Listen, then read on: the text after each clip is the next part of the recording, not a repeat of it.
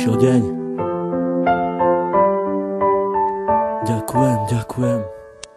Dala si mi krídla, ja vzletel som nad oblaky, dala si mi všetko, aj keď občas černé mraky, z ktorých cítili sme obidvaja veľké napätie, ale nevzdali sme sa, radšej pokúšali sa potiahnuť to všetko ďalej. Stále mi dodávaš nádej, stále väčšiu a väčšiu. Čo s tebou zažijem, to už s nikým nechcem skúsiť, nenechám si ťa vziať, to už nemôžem dopustiť, aj keď sám dobre viem, že nie som najlepší, ale ty tu pre mňa si na to, aby som nepodlehal poklesom, ale práve naopak, aby som sa držal hore spolu s tebou. Si aniel, ktorý chráni moje ja, si aniel, ktorý priletel mi priamo tu z neba, ktorý chcel mi povedať, ako strašne mám rád. Za to ti ja ďakujem, poďakujem aj stokrát.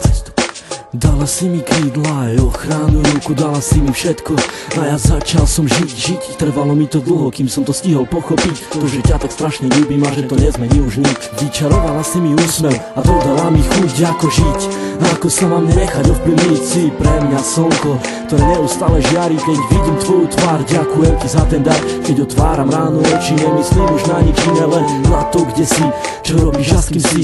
A kedy budem s tebou, kedy dám ti krásny bosk, kedy chytím ťa za ručky, vtedy viem, že nemám dosť, ale prežívam radosť stále, keď sme spolu sami a nič nerobíme, len pri sebe ležíme. Vtedy nenachádzam slov, vtedy cítim sa jak otrok, ktorý je fakt iba tvoj a ty si aniel môj, aj keď si tak ďaleko, predsa si pri mne tak blízko. Ty si pre mňa prameň, ktorý ešte vždy nevyschol, si vzduch, ktorý dýcham, si voda, čo pijem, ty si tá jediná, pre ktorú ja vlastne žijem. Keď sa náhodou niečo stane, tak spomeň si na to, že tvoje meno mám vrité na kameň, mám vrité na duši. Ten, kto ešte neľúbil, tomu radím neskúsiť.